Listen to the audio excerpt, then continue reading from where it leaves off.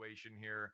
And again, not crazy about betting the second game of the doubleheader, but that's what I am attempting to do here. And again, this is more of a play on Max Scherzer for the Mets. And in game number 2, okay, remember, this isn't actually a regular doubleheader, guys. This is not like the old variety that we've seen in the last decade or so where you have the day-night doubleheader. They're going to go old school doubleheader here. And we got the first game that's going to go about, I believe, 3:10 Eastern. And then a half hour after the second game or the first game concludes, boom, we're going to get right back into it here. But again, don't like playing a game in advance. You don't know what could happen here. So I will make this play once I see the lineups. But for all intents and purposes here, Logan Webb going against Max Scherzer. 2 solid starts so far for Scherzer.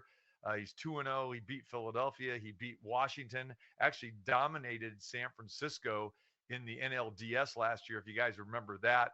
That game 3, he went 7 innings, only gave up 1 run, 3 hits. Had 10 strikeouts in that game and only 1 walk. And then they brought him back for the game clincher in game 5 when he's pitching with the Dodgers there 2 games later. And he went recorded the save there. So I think Scherzer just has the stuff that can take care of the Giants here. Logan Webb has been a nice surprise. I've known this kid. I watched this kid actually pitch in Little League back in the day outside of Sacramento too. And really proud of the way he's come along here too. But I like Scherzer. I like the Mets in this situation here. Again, game 2 of this doubleheader. We'll let both of you guys chime in here. Jeff, some thoughts on either this game or if you even want to talk about the earlier game where McGill will be pitching for the Mets here. Yeah, I like this game too here, and I'm gonna actually recommend something. I played one of these last week and it came in. No run in the first inning looks great here. I mean, Scherzer is most people down. I saw a stat.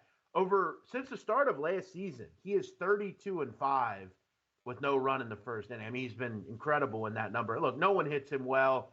He's one of the best in the entire major leagues. No one has good numbers on this team against him. You'd expect him to get through the first frame. This is a Mets team that's not been good in the first inning and hasn't really fared well in the first half of games this season. Webb's a solid pitcher. I like what he could throw out there as well.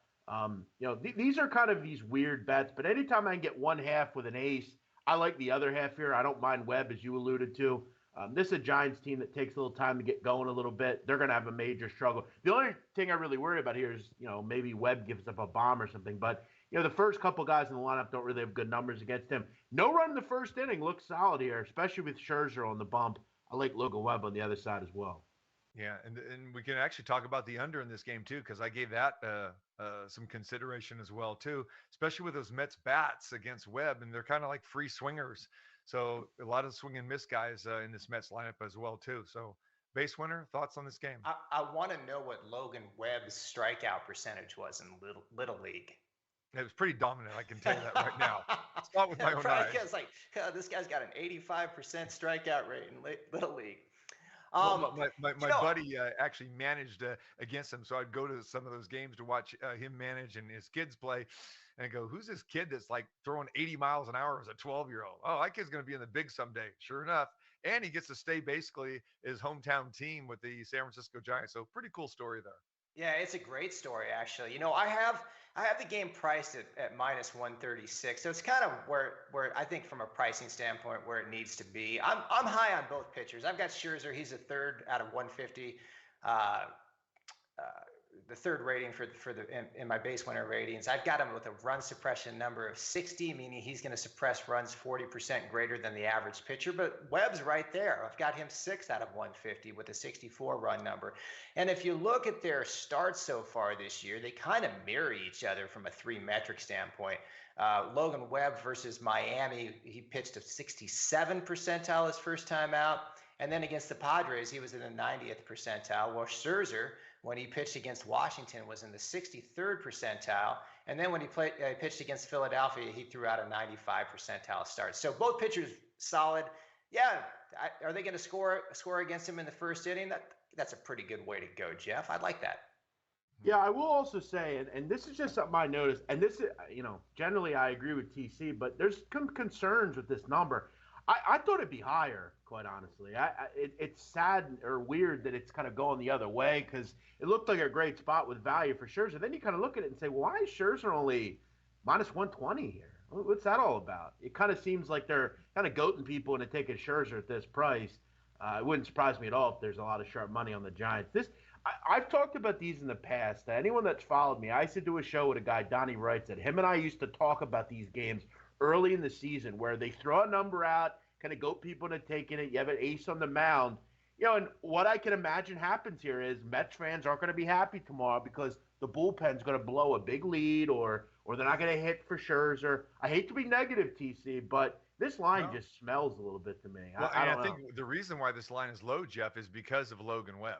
I mean, Yeah, Logan Webb's numbers are just as good as but Scherzer. it's Scherzer, TC. And Like, I know, I get it. And again, I'm banking on Scherzer's going to be Scherzer. The Giants have been playing pretty well of late. They're on this road trip. They had an off day yesterday.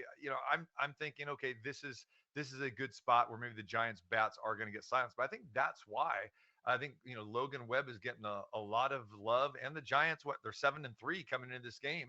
7-2, 7-3, whatever their number is, whatever their record is. So I think that's why it's low. But you're right. When are you ever going to get Max Scherzer at minus 120? So there it is. It's like, okay, let's take a shot here and hope that the Mets bullpen, doesn't blow this thing, and that Scherzer gets to at least go into the 7th or 8th inning with this game. And he's one of those Bulldogs, as we know, that he's not going to come out of a game after 5 innings. We know that. So, yeah. A little tricky, but we'll see. Okay, so lock me in. Max Scherzer, there it is. And unfortunately, guys, we can't list pitchers anymore, which is another pet peeve of mine and this is where it hurts you right here. I mean, that's another story, another self. But yeah. Yeah, no. But it's a good story too, because for years you were able to list them. Yes. And now, depending on the website, you can't. And well, here in Nevada, you can't. In the state of Nevada, you can't. It's everything is action, and that has been a big topic of conversation here, especially when you get a guy like, say, Scherzer is going against whoever that would be. Maybe it's Detroit or somebody, and you're laying 220, and then he gets scratched. Well, you're laying the 220 no matter what. So that's the whole reason why we've been listing pitchers for decades upon decades upon decades. So you do that because you are betting pitchers in baseball, as we know. But the reason this came up, just to digress a little bit, but this is very, very relevant. A lot of people don't understand it. This reason is because of Kevin Cash and Tampa Bay and the openers, and then Joe Madden.